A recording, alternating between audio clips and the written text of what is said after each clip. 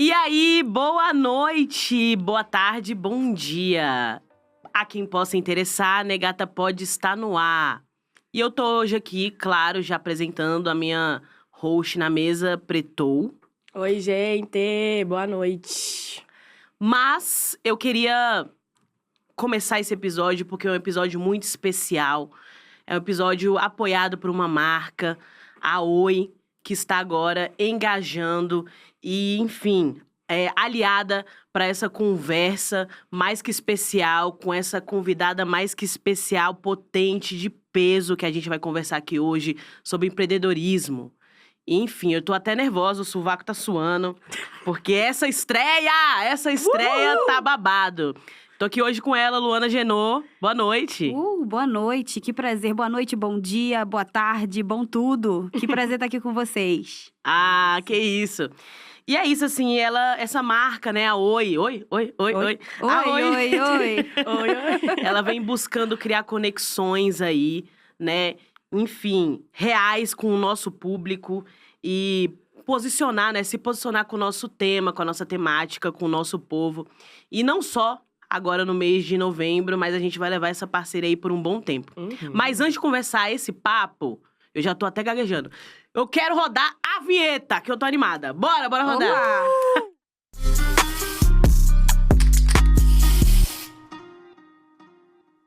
É isso, a mesa tá aberta aqui agora. Essa mesa redonda com ela. E eu queria começar, assim, já agradecendo muito você por ter disponibilizado seu tempo para estar aqui com nós, trocando essa ideia sobre esse assunto muito importante para nossa comunidade, para nós. E eu queria que você começasse aí se apresentando. Eu sei que você dispensa apresentações, porque eu tava lendo aqui sobre você e já te acompanho um tempo. Já sei que você é muita informação. Mas nada melhor do que... Deve ter, assim, updates, atualizações aí, né? Tem versão 3.0. Então, bom, eu sou Luana Genô, sou uma mulher muito curiosa, né? Adoro dialogar, adoro isso que a gente está vivendo aqui, né? Aqui, muito mais além do que nós três aqui, mas, obviamente, quem está nos ouvindo, que acaba virando conversas para depois. Gosto de viajar, gosto de ser mãe, sou mãe da Alice, que tem 4 anos agora.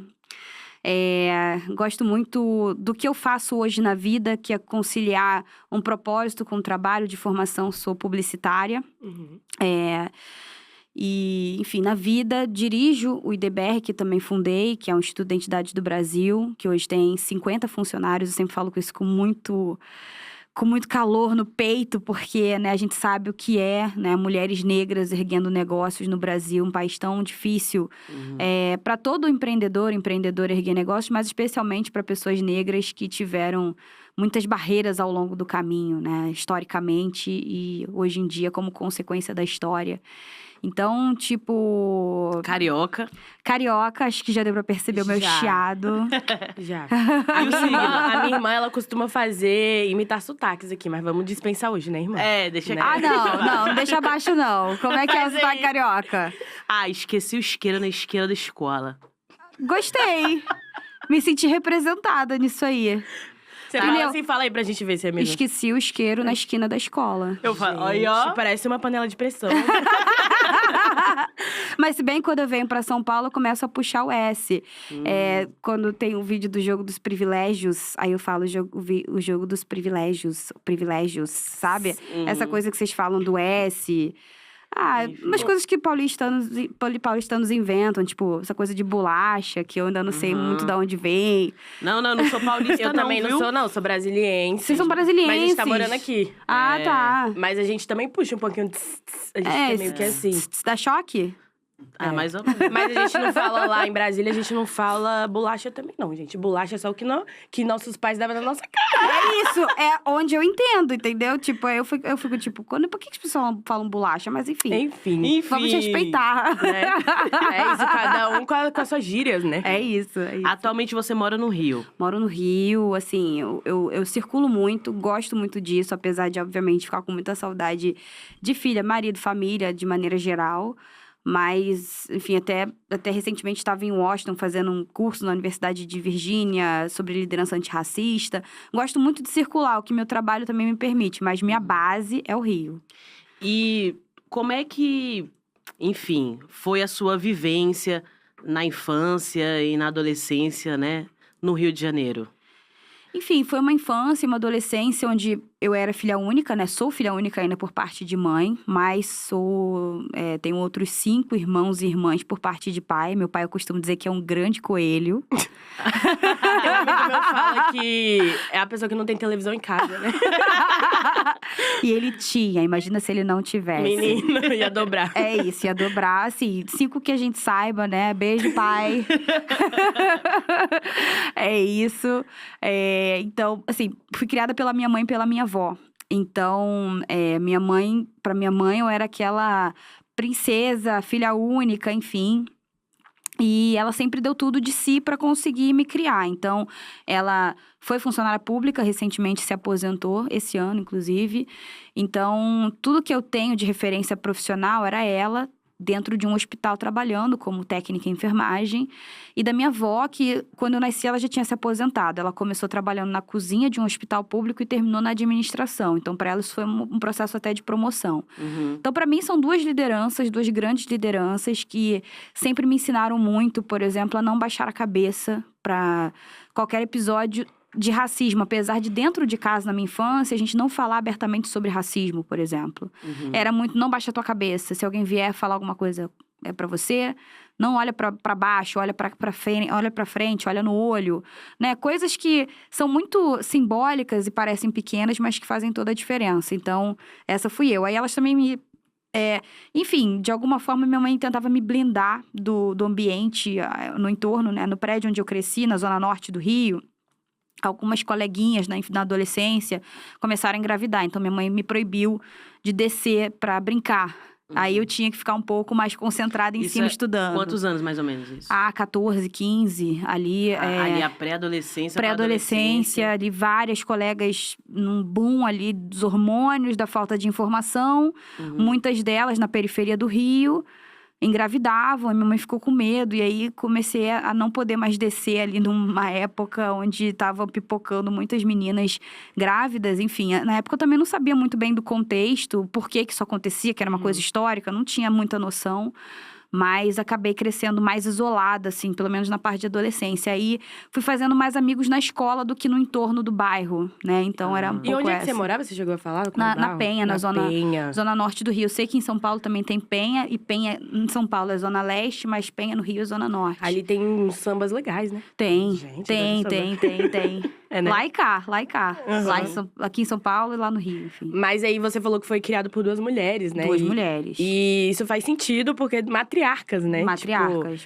A gente totais. encontra nessas mulheres também essa força, essa vitalidade. Essa referência. Uhum. Total. E talvez seja daí, talvez que tenha nascido pra você, e a pergunta é essa, nasceu o tema empoderamento, você acha que é daí? Total, eu acho que as coisas nascem até mesmo antes de você saber dar nome. Sim, eu concordo. Quando você sabe dar nome, aquilo meio que se materializa, mas você vai vivendo aquilo mesmo sem dar nome.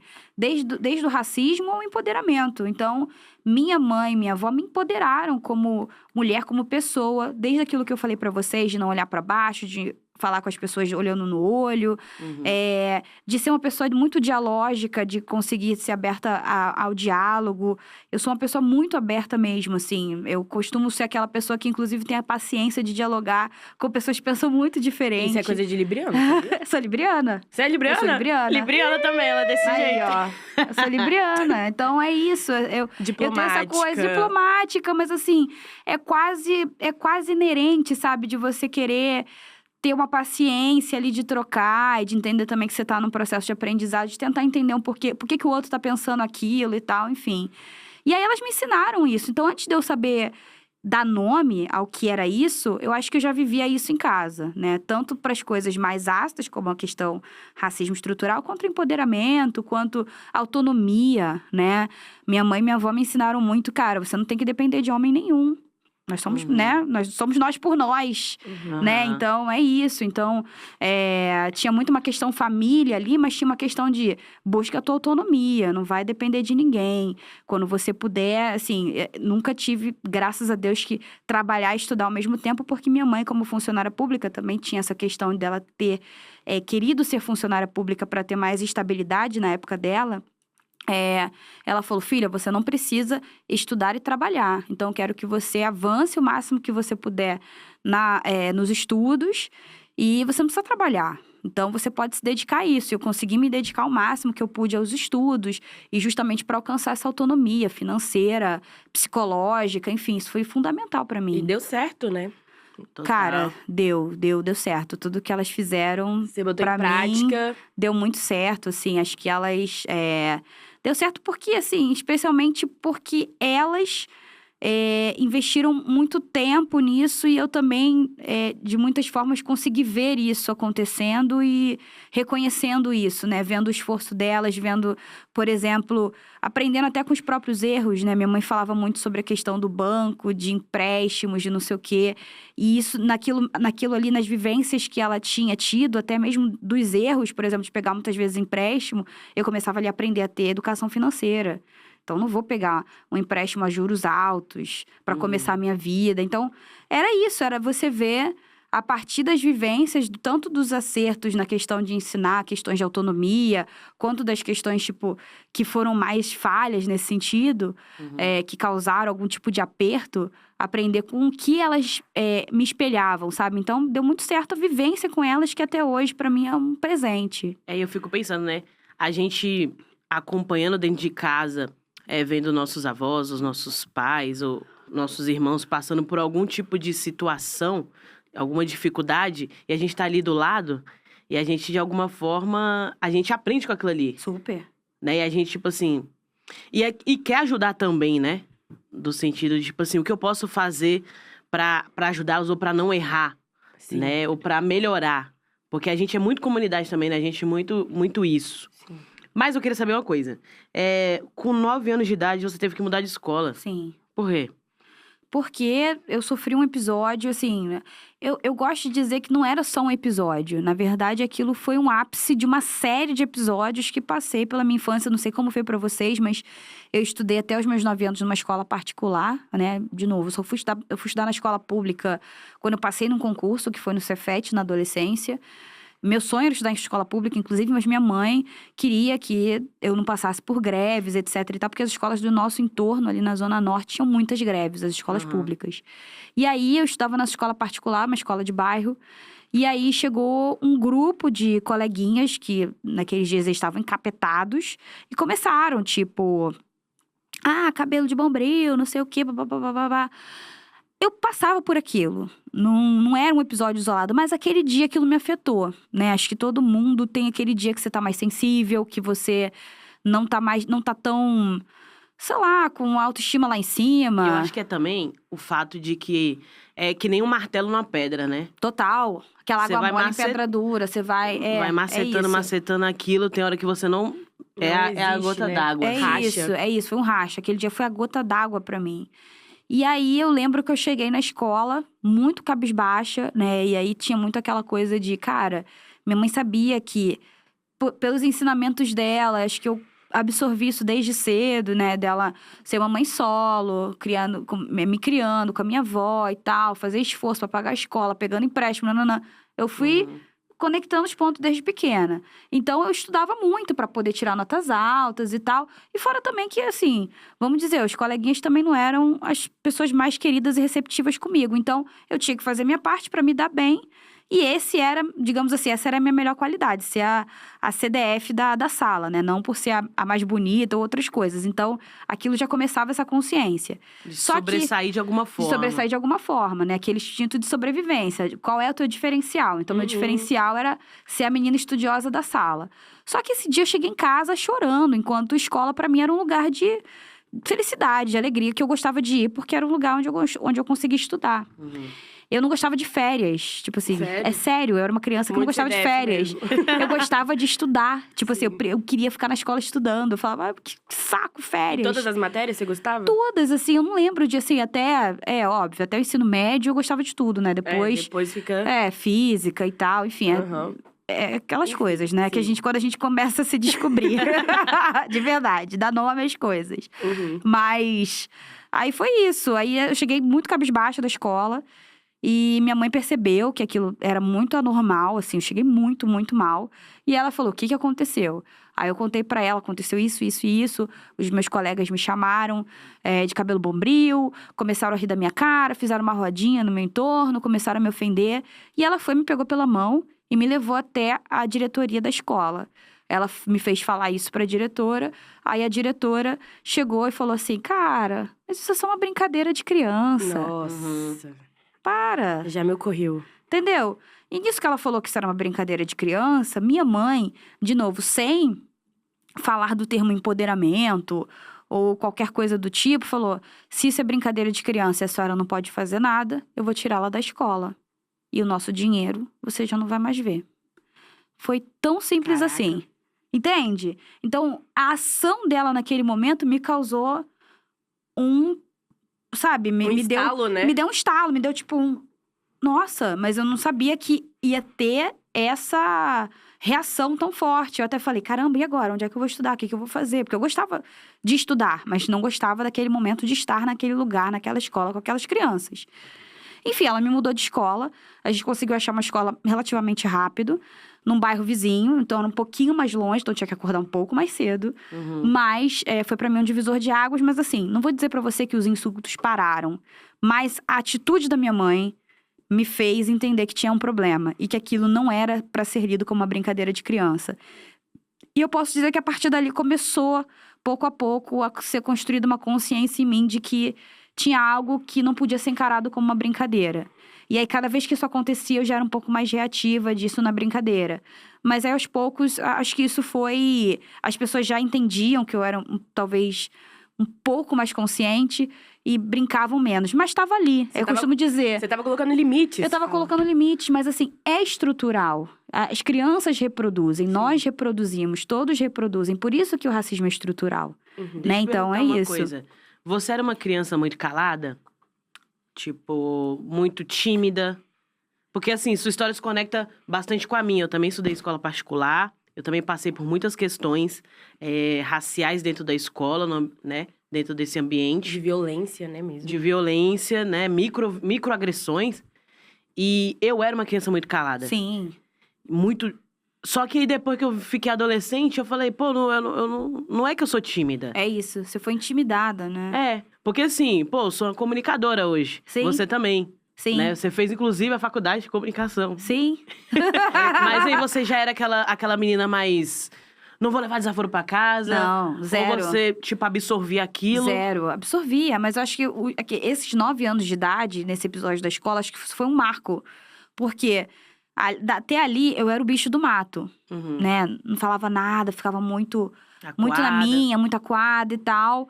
E aí, tanto é que minha mãe, por exemplo, eu gostava muito, sei lá, de comer hambúrguer, pizza e tal, com ketchup. Eu sei que para alguns lugares é até um pecado falar isso. Aqui em São Paulo, a galera não põe pizza com ketchup. Eu Mostarda, sei. maionese. Eu gostava muito. E aí, tipo assim, até pra pedir o ketchup na lanchonete, tipo, no fast food, eu falava, mãe, vai lá pedir, por favor. De tão Envergonhada, acuada, né? envergonhada. Não queria que ninguém me visse. Nossa, eu já fui assim também. Entendeu? É tipo, ai, vai lá. Até que minha mãe também chegou um dia e falou assim, vai lá você. Tipo assim, cansei. Vai lá e vai pedir. E eu nunca mais parei de pedir.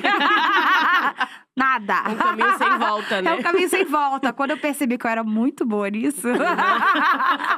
Tá falei, conquistando o mundo. Então eu posso pedir as coisas? Que massa. Aí foi isso, era entender o quanto o poder da palavra, né, te abre portas se você sabe dialogar, se você consegue usar essa sua palavra pra, de fato, abrir esses horizontes, essas portas, janelas, enfim. E, tipo, essa consciência racial, sua mãe e sua avó sempre tiveram?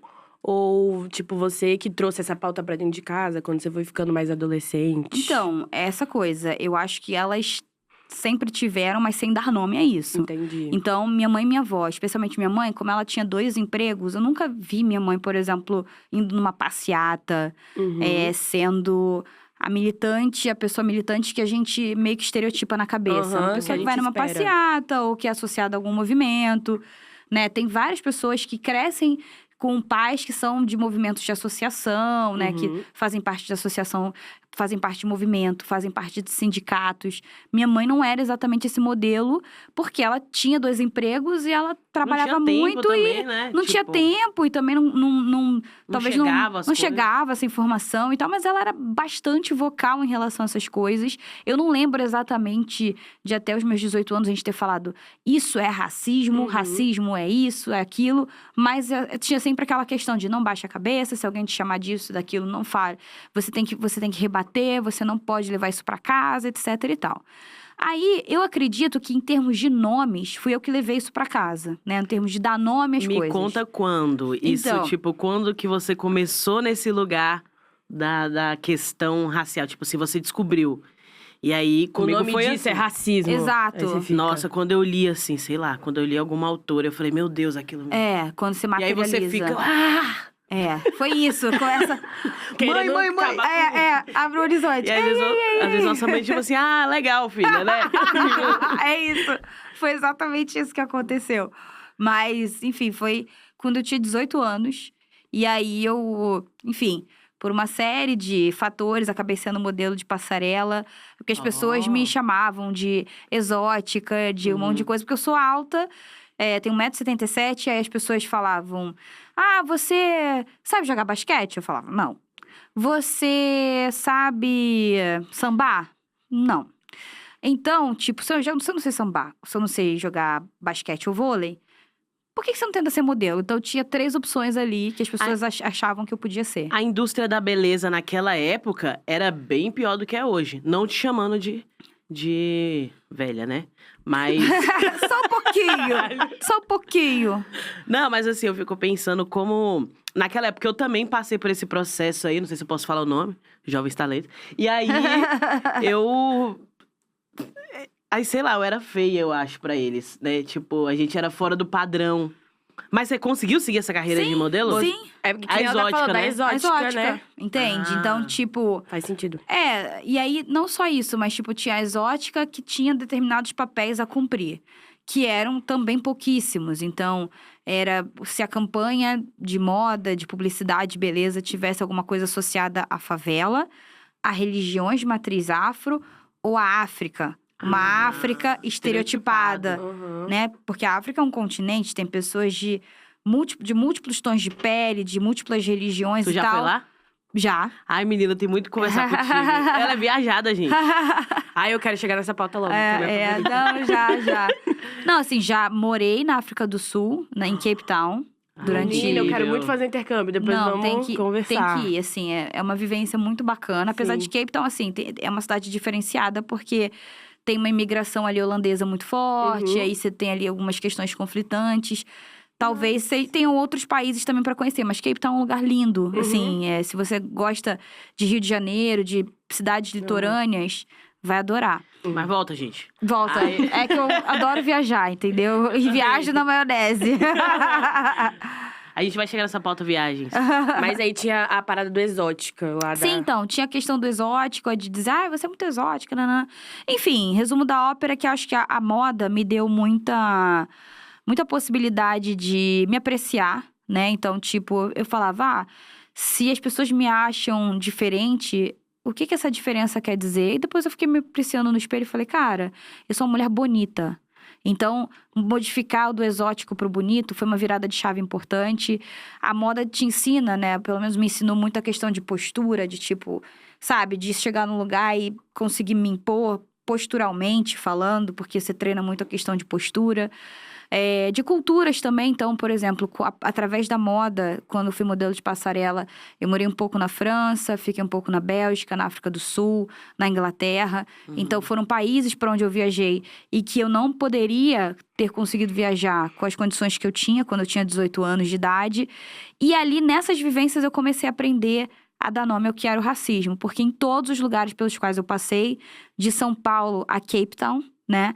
Eu enfrentei episódios onde eu via nitidamente o quanto o racismo era estrutural. Eu recebia menos dinheiro do que as minhas amigas brancas. Eu recebia menos trabalhos do que as minhas amigas brancas, que podiam fazer campanhas de cabelo, de maquiagem. Eu só podia fazer um leque muito limitado de ações, porque a minha pele não servia mesmo na África do Sul, né? É importante dizer isso, porque essa é uma questão global. E aí, quando eu voltava pra casa, eu falava assim, mãe, você não sabe o que aconteceu. Racismo. Na África do Sul. Na Inglaterra. Nesse lugar. Viagens incríveis, amizades incríveis, trabalhos, alguns até incríveis, mas de uma forma geral muito limitados por conta da cor da pele. Então eu comecei a dar nome ali dos 18 aos 20 anos, aquilo que eu vivia como racismo estrutural. Mas aí, até pegando esse gancho que você falou, né, eu não sei se... Me linkou aqui muito a essa experiência que você passou e como você levou isso pra dentro do que você faz hoje. Sim. Né? Porque a gente tá aqui falando hoje sobre empreendedorismo, né? E aí, essa pergunta aqui, né? Qual é a importância dessas marcas e empresas serem aliadas dentro desse movimento? Então, tipo assim, você é uma pessoa que esteve ali do lado de dentro e do lado de fora também. Sim. E você tá... Como é isso? Como você vê isso, assim, dentro do que você faz hoje? Total. Como você percebe? O hoje eu vejo um pouco diferente do que o que eu passei na época da moda. É que eu vejo hoje a possibilidade das marcas, seja pelo amor ou pela dor, né, gente? Vamos combinar que nem todo esse movimento nasce naturalmente. Sim. Mas que nasça, que floresça, é isso que pra mim que é o que importa, que elas sejam mais intencionais. Na época que eu era modelo, tinha muita coisa de, a gente quer te colocar como modelo porque você é muito boa, porque você é muito linda, não porque você é negra. E hoje eu já vejo as marcas dizendo, a gente quer uma mulher muito linda e negra. Então, eu acho que o discurso da intencionalidade, ele vem mudando. Porque o gatilho natural das marcas, né? O processo natural das marcas é trazer mulheres brancas, olhos claros, cabelos lisos. Esse é o processo naturalizado dos padrões de beleza, né? Até quando você vai pegar na moda, na alta costura, o padrão é branco, eurocêntrico, um corpo esguio. E ele é filtrado a partir disso. À medida que você entende que esse não pode ser o único centro de beleza, que é burrice você, inclusive, reprisar outros tipos de beleza que são complementares, você começa a entender, a indústria começa a entender que ela ganha dinheiro, inclusive, ao ter vários padrões representados, né? Então, ela ganha dinheiro por conseguir vender mais, ela ganha dinheiro por conseguir atrair novas visões de mundo. Então, eu acho que a gente está exatamente nesse processo, onde a própria indústria vem se reinventando, né? Com uma velocidade muito aquém do que poderia, tá? A gente poderia estar muito mais rápido, mas tá indo, né? Eu acho que a gente também pode fazer uma autocrítica de que tá se movimentando, mas não na velocidade que a gente gostaria. E eu acho que as coisas agora estão mais intencionais do que antes. Pelo menos os discursos que eu ouço dos clientes, de pessoas, de empresas com as quais eu dialogo, a gente quer ser mais intencional em relação a isso. E eu vejo isso como um passo positivo. E, Lu, tem uma coisa sobre empreendedorismo que, pelo menos, né, o senso comum, da onde eu venho, fala que parece uma coisa muito longe. Sim. Parece uma Distante. coisa muito... Total. Empreendedor é uma pessoa muito rica, uma pessoa que tá ali no alto Que usa escalão, terno. que usa terno. Só que é isso, empreendedor também é meu pai que, sei lá, faz... quitutes e vende. E as pessoas não sabem que isso é empreendedorismo, né? Então, esse papo que a gente trouxe mais cedo sobre materializar também, falar, né? Falar assim, virar pro meu pai, pai, você é empreendedor. Sim. Não tem nenhuma dificuldade tipo, nisso. Dar nome, que nem você falou, dar nome às coisas, as pessoas já são. Minha avó já é. Já era. A avó da minha avó já era. Sim. Sem dar nome. Sim. E aí, quando você vai falar hoje, por exemplo, pra ela, você fala assim, empreendedora, minha filha, dá um riso. Empreendedora, minha filha. Então, explica pra gente um pouquinho o que é o empreendedorismo, né? O que ele faz, Sim. essas coisas. Pra mim, o empreendedorismo é a arte de fazer alguma coisa acontecer, tá? Olha.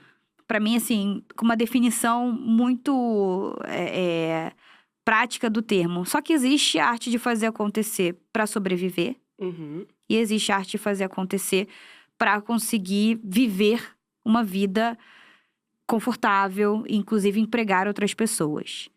A grande parte dos nossos, população negra e indígena no Brasil, está empreendendo, fazendo alguma coisa, né, realizando alguma coisa para sobreviver. E aí eu acho que é por isso que muitas vezes, quando a gente vai falar para um tio, uma tia que é uma avó, um pai que está empreendendo, você fala assim, pai, mas você é empreendedor, você vende um quitute, você vende um bolo, nananã, você vende um acarajé. A pessoa vai falar, hahaha. Por quê? Porque para ela, muitas vezes a figura idealizada de um empreendedor é o empreendedor que está gerando mais recursos, que tem empregados, né, colaboradores, etc. Só que esses dois são empreendedores. Só que o que a gente precisa falar sobre no Brasil é o quanto o empreendedorismo de sobrevivência da população negra e indígena precisa ser tratado. No sentido de a gente precisa receber mais crédito, a gente precisa receber mais educação financeira, a gente precisa receber mais acesso às oportunidades, inclusive de networking entre nós mesmos, para saber quais produtos são complementares, para a gente também deixar de ser empreendedores saturados só em algumas áreas. Muitos de nós fazemos muitos produtos muito repetidos para uma demanda que não é tão alta, né? Então, tem muita gente que faz só produto de beleza. Muita gente que só faz o mesmo tipo de comida num mesmo bairro. Acaba que a demanda vai ficando... A gente tem uma oferta muito saturada. E aí, você acaba não conseguindo se diferenciar. Aquele negócio facilmente fica desestruturado, especialmente em períodos de crise. Versus aqui, você tem um cara de terno e gravata, que é um cara branco, que estudou em universidades, em geral, muitas vezes de primeira linha, tido aqui como de primeira linha, fez contatos com Deus e o mundo, conseguiu linhas de investimento e conseguiu se diferenciar porque conseguiu aplicar nos seus negócios tecnologias de ponta por causa de acesso à informação. A diferença desse cara aqui para esse cara aqui é a informação. Se esse cara que tivesse acesso à informação, ele poderia fazer a mesma coisa e tentar se diferenciar de alguma maneira. Mas para esse cara aqui, a informação chegou por conta de uma questão histórica e estrutural. E aí, esse cara tá ganhando dinheiro. Dá a impressão que ele tem o título de empreendedor porque ele merece. Mas, na verdade, tudo que chegou para ele foi mais informação. E ele usou essa informação de uma forma adequada. Os dois se esforçaram. A gente tá falando que um se esforçou mais e outro menos. Não tem a ver com o esforço, mas tem a ver com acesso a oportunidades. E aí, a gente precisa falar do acesso a oportunidades. Inclusive, a gente também precisa fazer com que os nossos entendam que o que eles estão também fazendo é empreendedorismo, até para que lutem pelos seus direitos. Né? Eles precisam lutar pelo direito de ter acesso a crédito, informação, educação financeira. Então, o que você está me falando aqui, quando a gente vai falar sobre empreendedorismo, existe um ponto de partida diferente para pessoas brancas e pessoas negras. Com certeza, de modo geral é isso. Especialmente no Brasil, assim, a gente passou por quase 4 séculos de escravidão. As principais empreendedoras no início, né, quando a gente vai pensar na nossa história mais recente, são as quituteiras, que vendiam quitute para comprar alforria dos escravizados. Então, são mulheres que já empreendiam, né, sem ganhar o título, sem dar nome, ter o nome de empreendedoras naquela época, para fazer algo acontecer, para realizar algo, que era a compra de liberdade. E aí, só que não deixava de ser um negócio de praticamente sobrevivência. Não é que elas tinham uma rede, empregavam outras, mas elas faziam aquilo para comprar alforria. E aí, o tempo vai passando, e esse tipo de negócio, ele vai permanecendo. Então a quituteira de ontem, de uma época de escravidão, de pós-escravidão, hoje vira a vendedora de acarajé. Numa situação ainda de algum tipo de vulnerabilidade, porque se a pandemia vem, essa mulher, ela perde a possibilidade de estar ali vendendo o seu acarajé na esquina. Porque as pessoas não vão circular da mesma maneira, porque os insumos ficaram mais altos, a gente está vivendo uma alta do preço de alimentos, enfim, por uma série de questões, né, de guerras e outras coisas, enfim. E aí essa mulher, ela fica mais suscetível, só que é uma questão histórica. E aí a gente precisa, de novo, ter uma medida intencional para fazer com que essa mulher ela ganhe cada vez mais a possibilidade de entender melhor o seu negócio, se diferenciar e conseguir escalar, enfim, se essa for uma vontade dela, entendeu? Legal. E empreendedorismo, então, é uma coisa bem estável, né? Não é uma coisa que, tipo assim, você vai achando que já vai dar certo. Enfim, é muito instável, especialmente se você não planeja. Porque quem geralmente empreende para sobreviver não planejou isso. Entendi. Então, se você não planejou isso, você o famoso vender o almoço para comprar janta. Sim. Que muitos de nós vivemos, né? A gente vive assim, se não vivemos pessoalmente, a gente vive no entorno. Tem alguém que você conhece que tá no corre, no corre, né? Eu vendo aqui para pagar aqui, ou eu preciso vender tantas peças de roupa para conseguir pagar contas, para conseguir pagar a mensalidade do meu filho, etc e tal. Se eu não conseguir vender isso tudo, eu vou ficar ali devendo a escola, se eu tenho uma escola particular para o filho. A gente vê muitas dessas histórias. Talvez quem está nos ouvindo se identifique. Então, sem planejamento tem muita instabilidade. Com planejamento, você tem menos instabilidade. Você consegue entender quanto de fluxo de caixa você tem, o que você pode investir, o que você pode fazer em termos de escala. Tipo assim, para quais outros lugares eu quero ir com esse meu negócio? Se eu tenho um negócio de, sei lá, computadores, consultoria, para onde eu quero ir? Então, você tem como planejar um pouco mais. Aí você fica menos na instabilidade, você vai um pouco mais para a estabilidade. Mas os dois, de maneira geral, precisam sempre de uma constante adaptação. Sim. Você precisa se adaptar ao ambiente, né? Então, por exemplo, pandemia.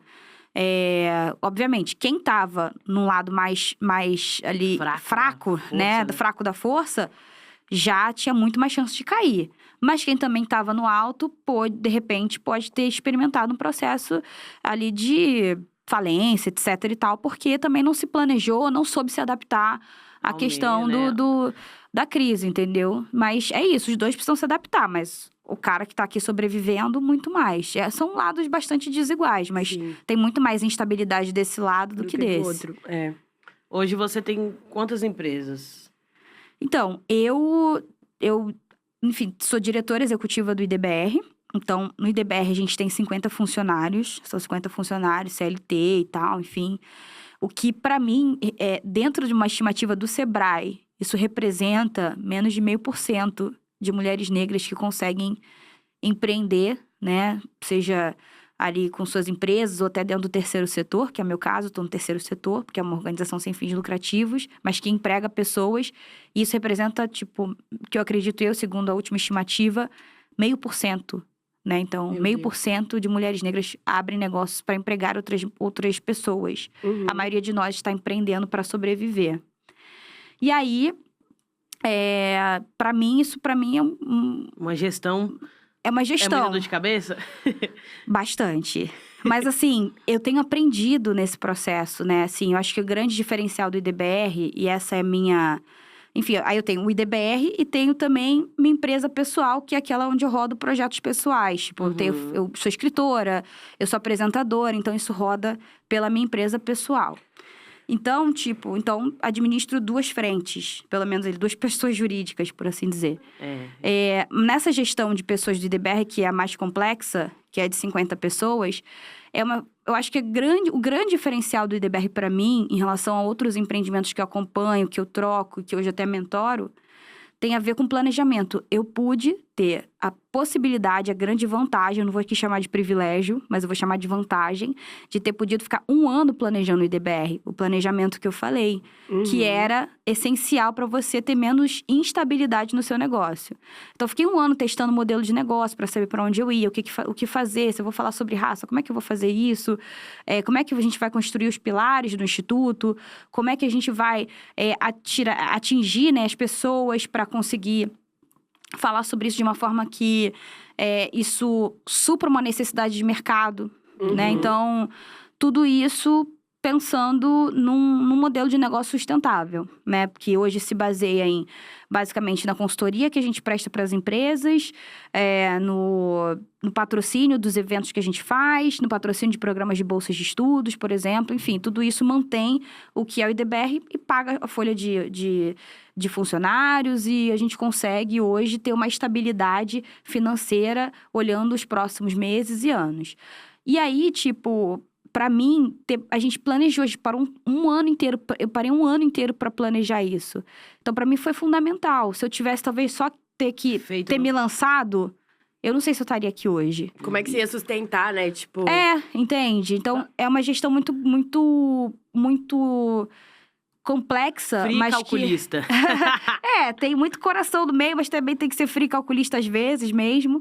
Mas foi uma uma complexidade que foi, de alguma forma, pensada e plantada ali atrás. Hoje, meu grande desafio é a gestão de pessoas. Né? A gente tem 50 funcionários. São 50 ânimos diferentes para gerenciar. São famílias, para além das pessoas que estão ali. Então, você faz contato com as famílias. Você, basicamente, sonha junto com as pessoas. O que elas sonham, tanto em termos do crescimento do instituto, quanto o que elas têm de sonhos pessoais. Então, é como se meu sonho tivesse sido multiplicado pelo menos 50 vezes através de cada pessoa que está ali, fora aqueles que já passaram e os que estão por vir. Me conta uma coisa. Então, assim, 3 dicas que você daria para quem quer começar a empreender. Eu já vi que aí, uma é planejamento. Planejamento. Não tem como. Não gente. tem como. Mas você tem, tipo assim, fala de uma maneira onde a pessoa pode fazer isso num papel, sei lá, Sim. você tem algum aplicativo Não, que você possa indicar? Essa é a questão. Para mim, foi importante tirar tempo para planejar. Então, obviamente, tem várias ferramentas muito bacanas para colocar essa ideia no papel e ir testando ela.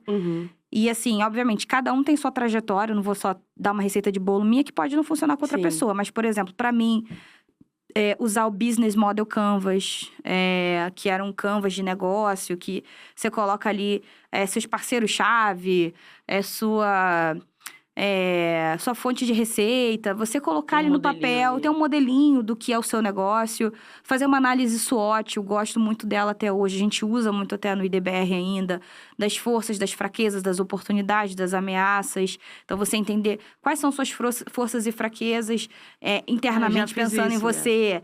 Isso pode valer até para um plano pessoal mesmo, quais são as oportunidades e ameaças que o ambiente está te oferecendo. Então, é você começar a colocar um pouco mais no papel aquilo que você está estruturado. Então, acho que o segundo passo, né, o primeiro, atrelado ao primeiro, seria colocar no papel. E assim, acho que também tem uma questão que eu acho que empreender tem muito isso, que eu diria é não deixar para depois também. Eu acho que se você tem uma ideia e você quer fazer assim de novo... Gente, de maneira alguma eu tô fazendo um discurso da romantização do empreendedorismo. É difícil a beça. Não é fácil, difícil. Sabe? Então, tipo, eu detesto esse discurso do largue tudo, vai empreender, faça o que você ama, nananã. Mas tem uma coisa de, cara, se essa ideia tá te tocando nesse momento, vai dando... Se você tem a possibilidade vai dando um pouco de tempo a ela, de maturação a ela. Então, se você trabalha e estuda, pega uma horinha ali para você fazer esse desenho desse canvas. Vai desenhando e colocando no papel esse sonho, sabe? E eu acho que aos poucos, à medida que você vai colocando, você vai entendendo se faz sentido ou não. Vou dar aqui um exemplo de uma coisa que aconteceu comigo. No início, quando eu estava estudando na universidade, eu falei, cara, eu vou abrir um restaurante.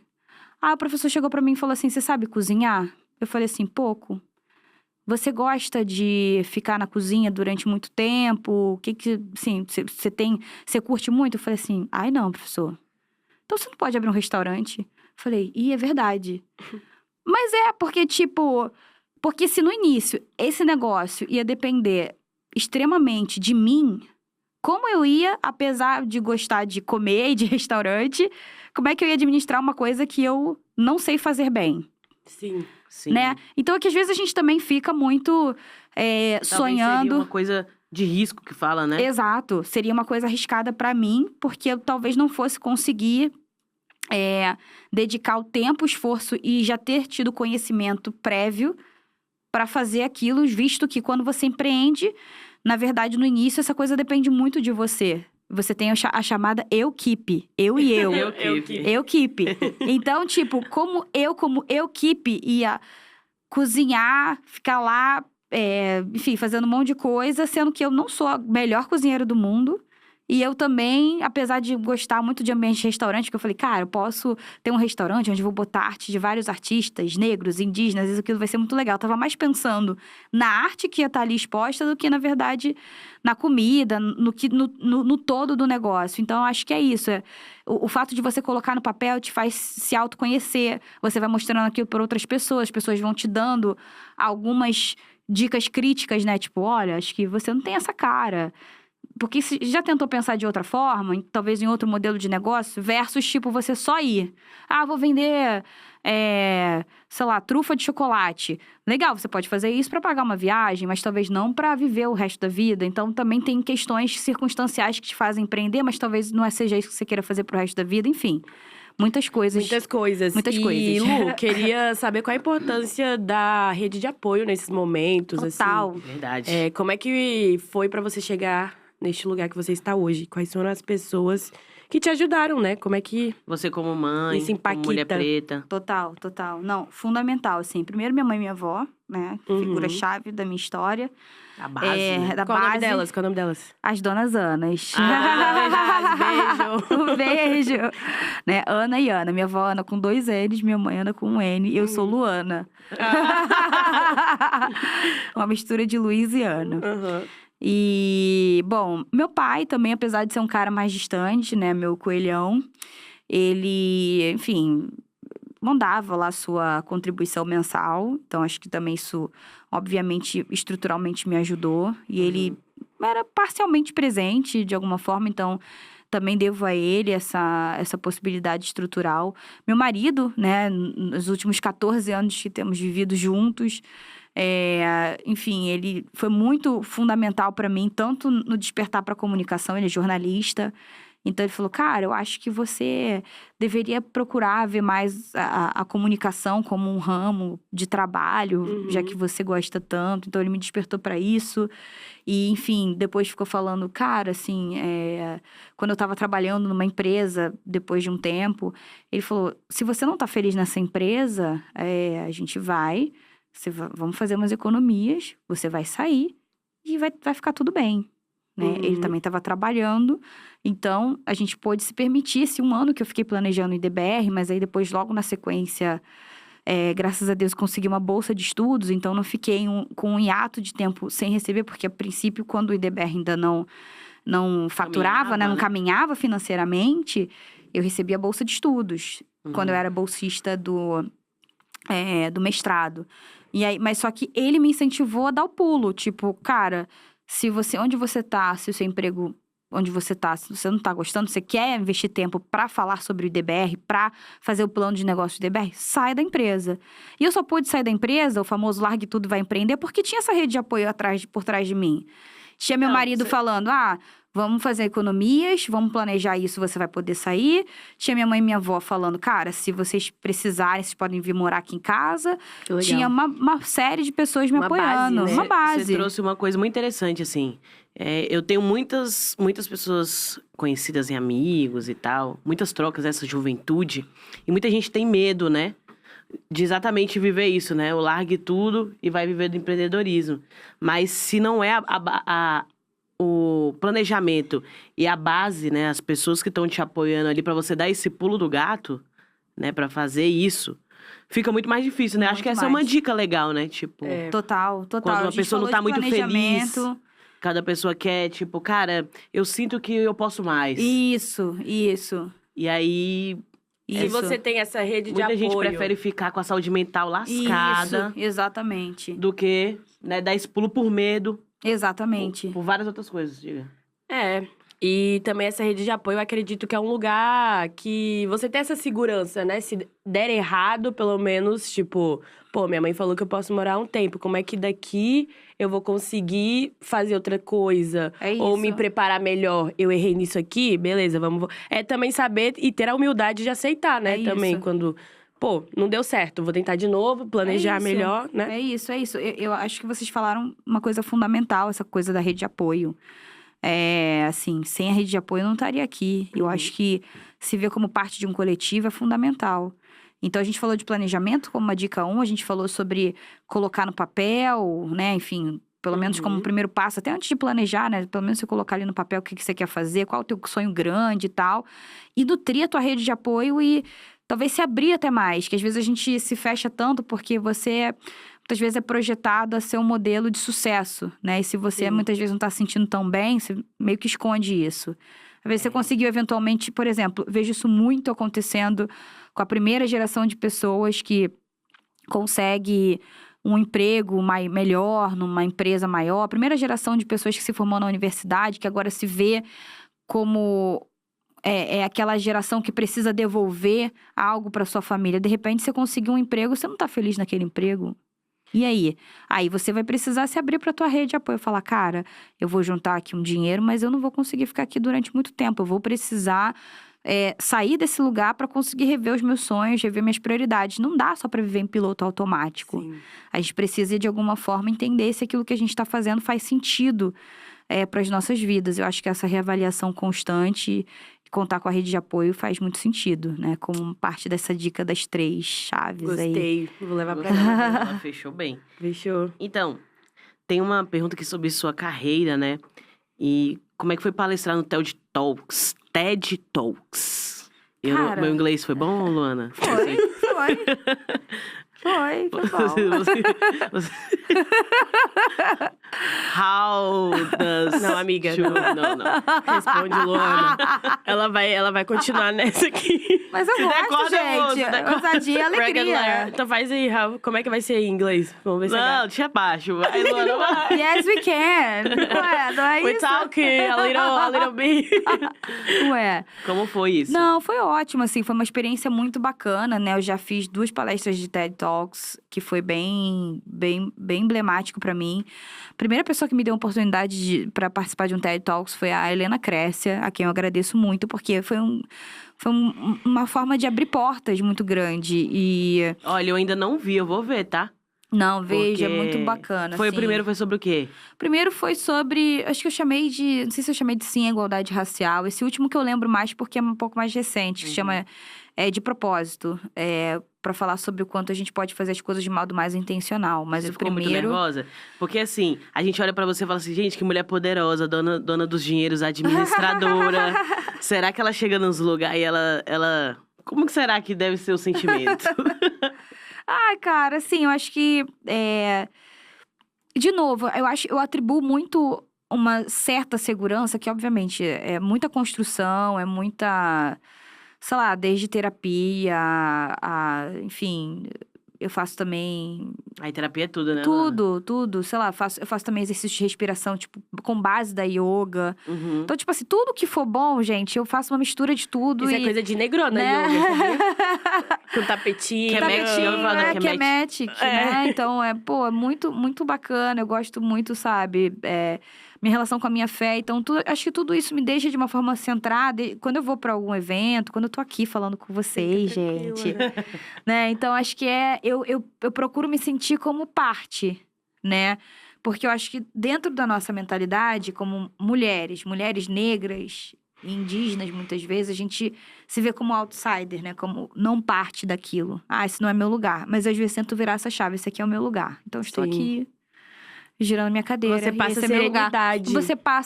Você passa serenidade porque se você entende esse aqui como seu lugar, você começa a se apropriar desse ambiente como algo seu. Então, eu acho que é uma virada de chave importante pra mim em termos de mentalidade. Eu chego aqui, eu bebo minha canequinha, me lembro minha casa, eu preciso me sentir dessa forma pra me sentir nesse lugar. Eu me sinto assim em todos os lugares? Não. Mas às vezes eu finjo. Uhum. E fingir faz parte também. Igual a Rihanna disse, né? Exato. Pretend. Viu? Vocês estão como? Trabalhar Eu no peguei, inglês. É isso, se Inclusive, você tá bem, você Rihanna finge. é uma pessoa exemplar nessa questão do empreendedorismo, né? Super. Aquilo que você falou mais cedo de trazer variedades, né? E, Nossa, Super. o que é Rihanna, hein? eu não sei nem se pode falar da Rihanna aqui, mas Claro a gente que já pode falou, falar da né? Rihanna, menina. Acho que pode. né? Oi. Claro que pode. Rihanna é Nosso símbolo Conta aí suas máximo. referências, assim. Ai, são muitas, né? São muitas, né? Vou Tem que começar tirar a com a minha listinha avó. aqui. Mas desde as quituteiras, que a gente não, tipo assim, em termos de nome, né? A gente fala muito das quituteiras, mas, tipo, a história poderia nos contar com mais detalhes quais são os Né? nomes delas, Sim. né? Mas, assim, eu tô aqui por causa delas, eu tô aqui por causa de Adriana Barbosa, por causa, sabe, de tantas mulheres que não só... Eu gosto muito, até falo muito pra Adriana, que eu gosto muito do status do WhatsApp dela, que ela coloca de passagem, mas não a passeio. Nossa. É tudo muito profundo com essas mulheres, Profundo. entendeu? A gente é profunda, não tem jeito. Entendeu? E aí, recentemente, conheci a Aline, do Fundo Aguibara, que tá fazendo um fundo muito bacana de Eu mulheres sei o que é negras. Guibara. né? É Yorubá, força. Força. Porque é meu nome de guerra.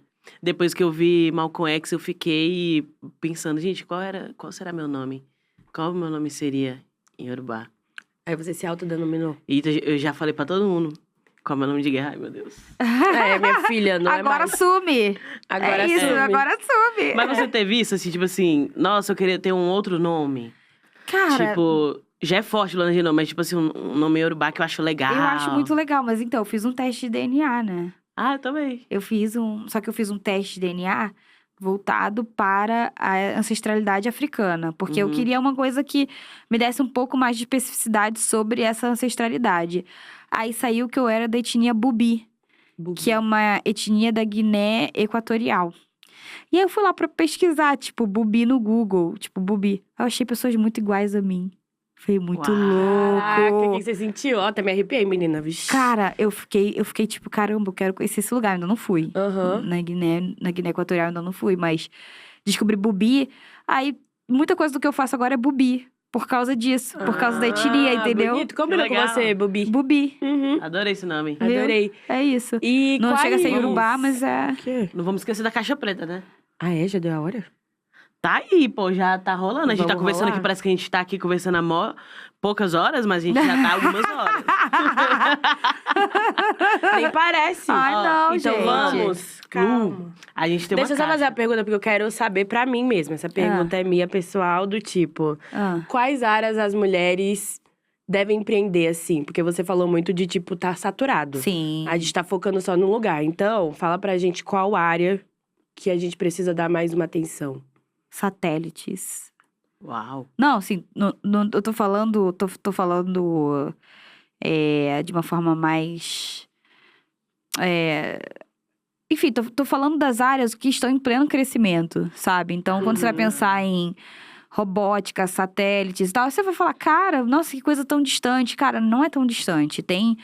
Se você for, sei lá, em alguns laboratórios, não sei se a USP tem, a Unicamp tem e tal, tem alguns lugares onde já estão fazendo estudos sobre isso. Então, imagina que a gente pegue um grupo de mulheres negras que está pensando em empreender. Especialmente em áreas que a gente não conhece. Porque é isso, geralmente a gente empreende em áreas que são mais familiares pra gente.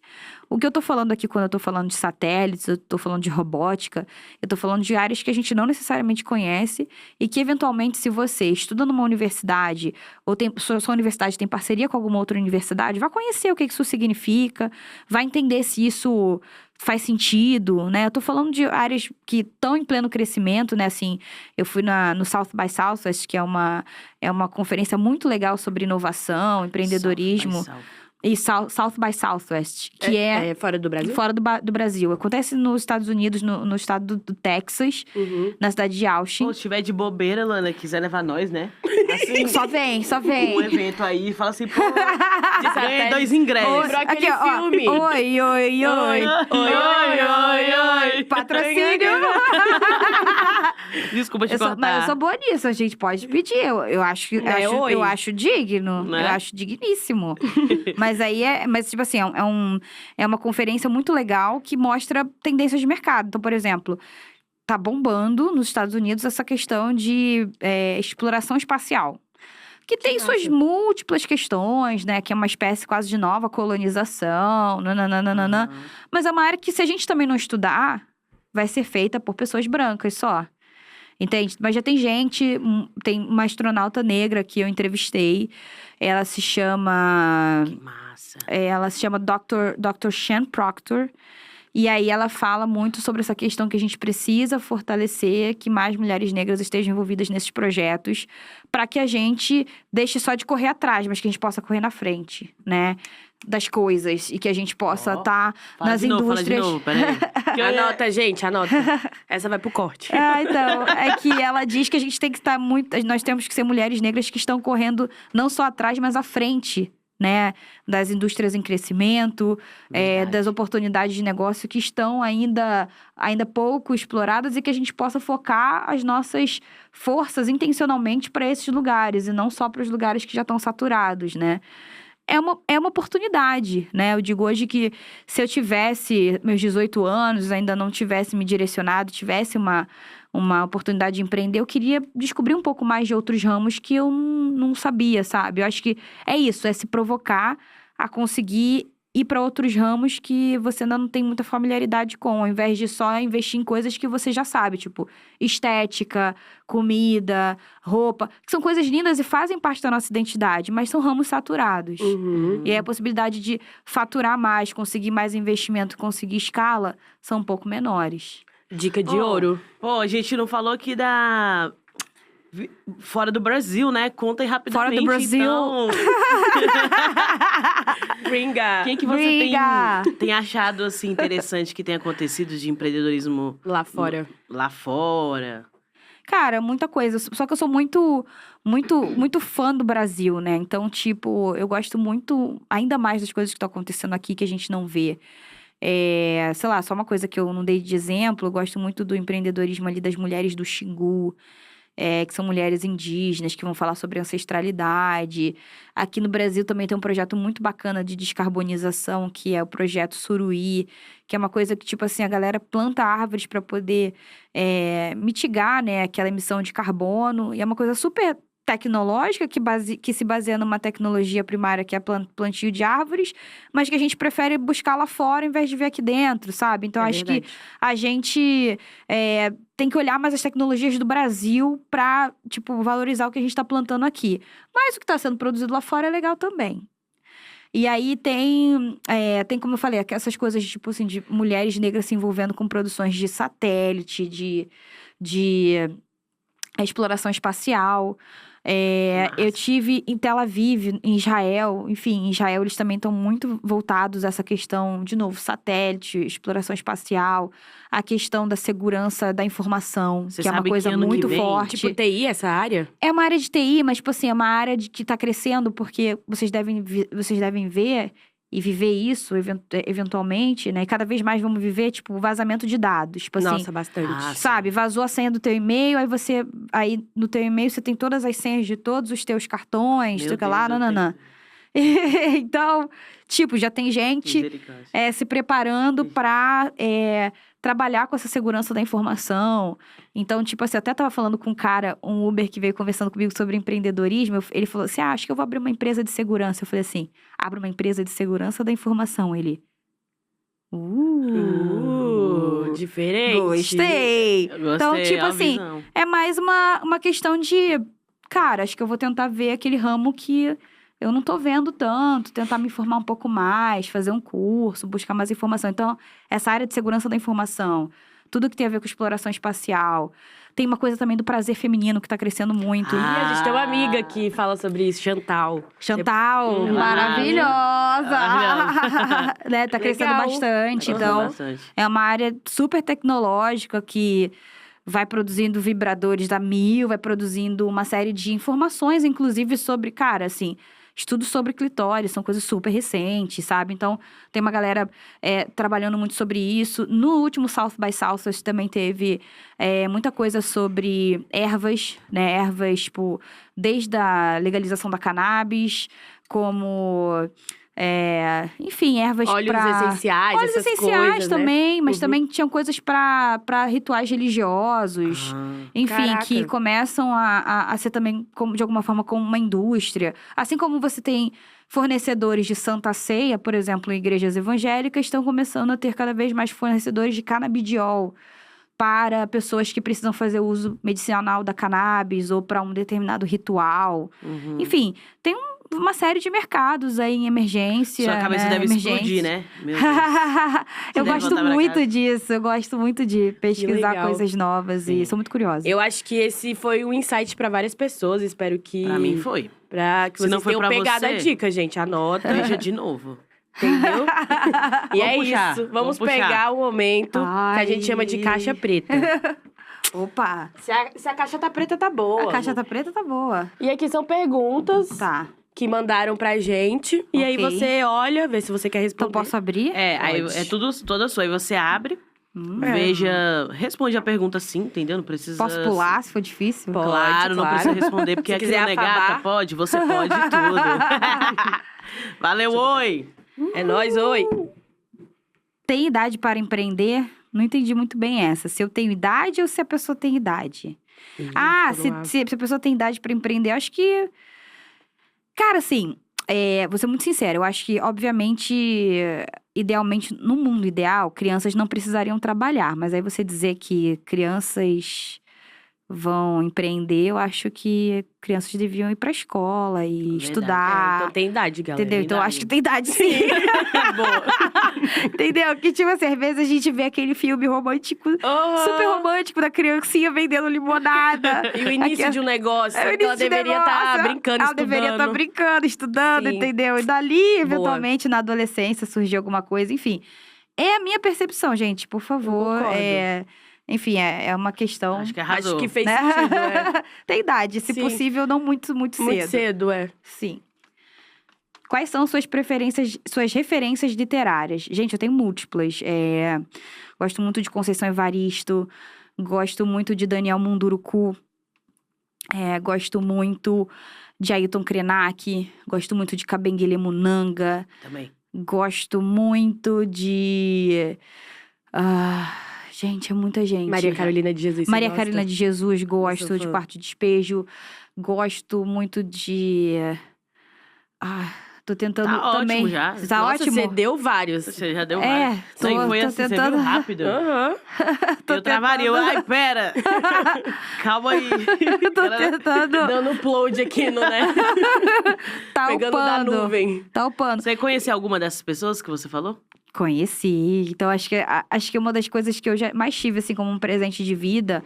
Gosto muito de Chimamanda Adichie, que Nossa, eu eu pude fã conhecer dessa pessoalmente. Nossa. Mentira! Sim, Nossa. quando ela veio no Rio de Janeiro, eu abri a palestra dela, quando ela teve uma fala e uma entrevista com a Djamila Ribeiro, que eu também amo. Nossa, Djamila. E aí, tipo, eu abri a fala delas e depois a gente teve um jantar. Legal. Ai, Coisa que isso, chique. gente. Eu acho que eu não Claro. teria inglês. Eu não teria inglês Tem pra sim, isso. yes you do. Next. Next. Question. Ai, ai. Você tem algum ditado popular que goste? Qual? Cara, eu gosto muito de água mole em pedra dura, tanto bate até que fura. Acho que eu sou Essa é essa boa, água. essa é clássica. Essa é clássica e eu me sinto muito essa. representada. Aham. E eu gosto de uma coisa que não é ditado popular, mas é minha Filosofia? meu mantra, né? É. A gente não nasceu pra comer migalha. Ponto, né? Boa. Eu acho que é isso. Acho que a gente precisa entender, enquanto população negra e indígena, que migalha não é pra gente. Acho que às vezes a gente, obviamente, tanto pelo sistema nos dando essa mensagem o tempo todo, quanto... Enfim, a gente vai introjetando isso, né? Tipo assim, tem aqui um pouquinho, acho que é isso mesmo. Não. Eu quero o pão inteiro, a padaria inteira. Não quero só migalha. Quero ser dona da padaria. Exato. Né? Então, eu acho que é parte dessa mudança. É óbvio que, às vezes, você pode começar com um pouquinho. Sim. Nenhum problema. Mas eu acho que ter aspirações e querer algo para além daquilo que o sistema tá te dando como um pouquinho, não deve te parar de querer o todo, né? Enfim, acho que é Pensar alto, né? Pensar alto. Eu costumo dizer que é defender teu sonho grande, né? Porque a gente vai perdendo um pouco desse sonho grande. A gente começa, quando criança, qual é o teu sonho? Sei lá, ser presidente do Brasil, ser astronauta, não sei o quê. Aí depois você vai ver teu sonho grande quando você tem 40 anos, é tipo, só pagar a mensalidade do meu filho. Sim. Isso não pode ser sonho grande, gente. Sim. Isso Tem não é que um ter sonho pra grande. você o lazer, né? Exato. Eu mereço estar aqui. Exato. Desfrutar. Não. Trabalhei muito pra isso. Exato. E ainda querer, tipo assim, se você ainda não se tornou astronauta, se aquilo já não é mais um sonho, o que é, né? Etc. E entender que teu sonho grande não pode ser só pagar um boleto, Sim. né? Então, acho que é isso, assim, no mundo ideal. Sem Sim, romantização. É óbvio que a gente fica muito feliz pagando os nossos boletos em dia. Mas, tipo assim, isso não pode ser A única coisa, idealmente, né? Sim. Enfim. Boa. Essa caixa preta tá muito boa, hein? Galera gosta. Se fosse pra almoçar com uma dessas, quem seria? Rihanna ou Beyoncé? Rihanna. Rihanna, Porque a Rihanna, você acha que a Rihanna... Empreendedora! Vai, gente, mas a Beyoncé também, tá? Vou defender a Mami. Não, a Mami é maravilhosa. Não é A sobre Mami é isso. maravilhosa, mas assim... É porque eu sou muito fã da forma como ela foi corajosa até pra parar a carreira dela de cantora, pra se dedicar pra outra coisa, de pausar também. Sim, Eu se gosto respeitar. muito, né? Eu acho que é isso, assim, as duas são mega referências. Não... Porque as duas, é o que eu falei, a gente não nasceu pra ter migalha. Se pudermos ter as duas... As duas na mesa, As duas na mesa, meu amor. Pra que eu tenho que escolher, Pra que eu tenho que escolher? Eu quero as duas. Mas se precisar Exatamente. escolher uma só, porque a sala não cabe, a gente já escolhe... rir. Vai de rir, Arrasou. É isso. né? Mendal, brincadeira, gente. Mendal. Tem mais uma? Tem. Tem a última, né? É a Não, tem última? mais- não sei. Calma. Tá, calma aí. Tem mais duas, eu acho. Só aí pra conectar esses Quais diálogos. sonhos você já realizou? Acho que ter um time numa instituição que eu idealizei, eu acho que é uma realização imensa. E aí você ter pessoas que estão sonhando o sonho junto contigo. Um beijo, Felipe, que veio me acompanhar hoje. Felipe tá embaixo do... Infelizmente, a gente não tem aquele câmera que vai lá deixar a pessoa sem graça, com aquele sorrisinho. Arquivo confidencial. A câmera tá nele. Não, sempre ovacionando o time. A Tati, que também ajudou pra que eu estivesse aqui hoje, enfim. Ter um time, pra mim, cara, é uma coisa que me traz muito calor no coração, é o que me traz lágrimas nos olhos quando eu penso, cara, o que foi, a dificuldade do que foi começar sozinha, e de hoje ter uma série de pessoas juntas, sonhando o mesmo sonho, remando no mesmo barco, na mesma direção, né? Obviamente, tipo, perfeito não é. Não é, tem muita dificuldade, ainda mais quando você tá ainda construindo processos, construindo uma linguagem. Mas só de você ter pessoas juntas, eu acho que isso já é um sonho realizado em vida, tá?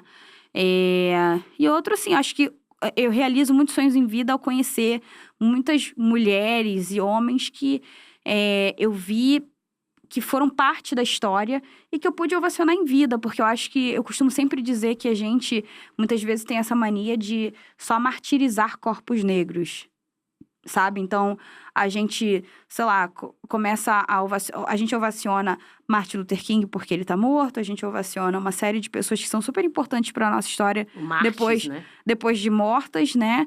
E deixa de ovacionar em vida, deixa de, tipo, cara, dizer o quão importante aqui eu tá no Negata Pod, o quão importante eu poder beijar a mão da Conceição Evaristo, Sim. de dar um abraço na Chimamanda, sabe?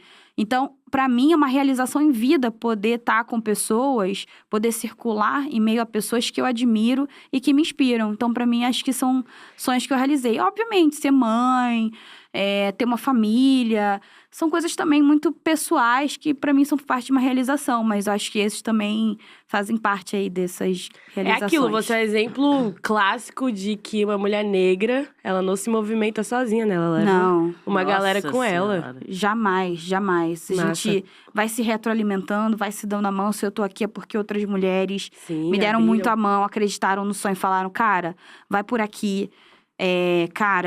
Procura essa pessoa aqui. E é sobre isso. E eu digo muito, cada vez mais, que a gente precisa ser mais intencional entre nós Sim. pra fazer esse movimento acontecer. De fato. Porque senão a coisa não rola. Se a gente não for intencional, quem vai ser? Lu, obrigado. Você é muito potente, sua presença. Fala beça, né? A sua... Não, mas a gente tá aqui...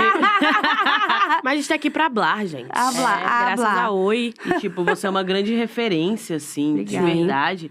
Tudo que você trouxe, eu queria poder ficar mais tempo conversando aqui, mas já deu quase 2 horas de papo. Acredita nisso? Senhoras. Uau! Foi muito por isso bom, que o assim. Fê já tá quase eu nem vi caindo. passar. E O olho tá pesado já. o olho tá pesado. Ai, gente.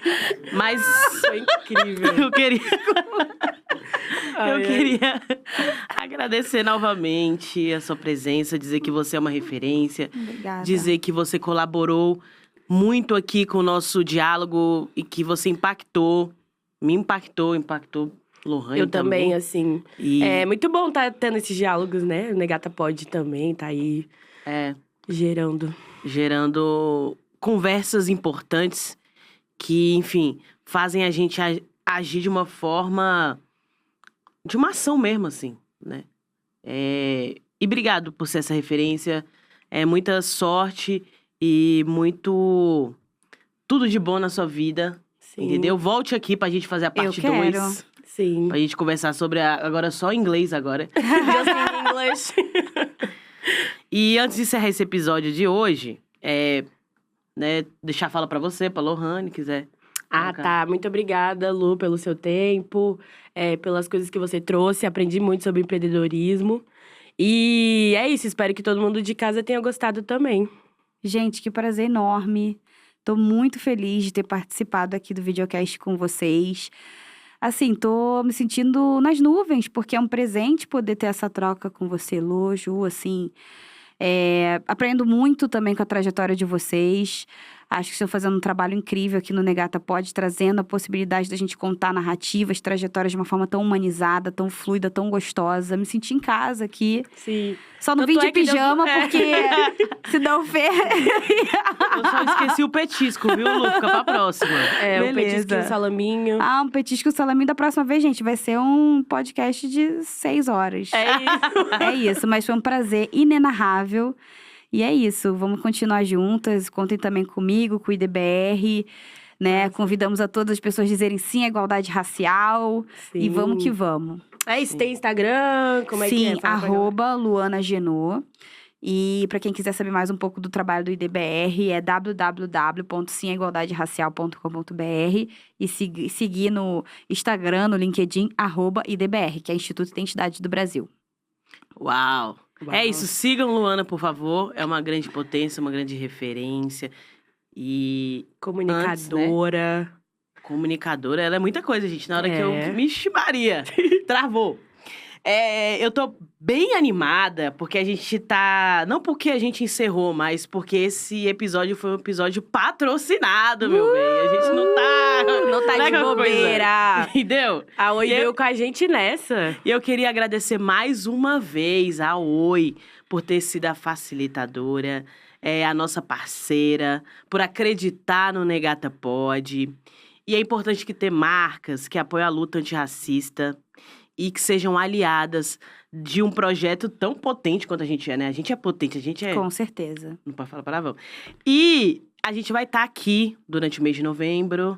E não só em novembro, mas alguns tempos aí também. E vamos juntos, né? Colaborar para a construção de um espaço seguro no mundo virtual. Criando conexões reais, para que assim possamos cada vez mais evoluir como sociedade. E é nessa conversa que a gente se conecta. Muito obrigado, Oi. Tô amando isso aqui. É nessa conversa que a gente se conecta. Falei, gente. É isso, oi, gente. Oi. É isso, valeu, Oi. Valeu todo mundo aí de casa pelo seu tempo. Se você ficou aqui até agora, compartilha pra geral, hein? Toda segunda-feira a gente tá aqui no Negata Pod. Manda pra geral. Já se prepara pros cortes, que vai ser babado os cortes da Lu. Vai ser babado. Ai, já quero. Tô preparada. É isso, Lu, obrigada. Já temos roupa de ir. É isso, brigadão. Obrigada, gente. Gente, obrigado. Valeu, galera que acompanhou aqui na nossa live. Falou pra caramba. Eu amei, entendeu?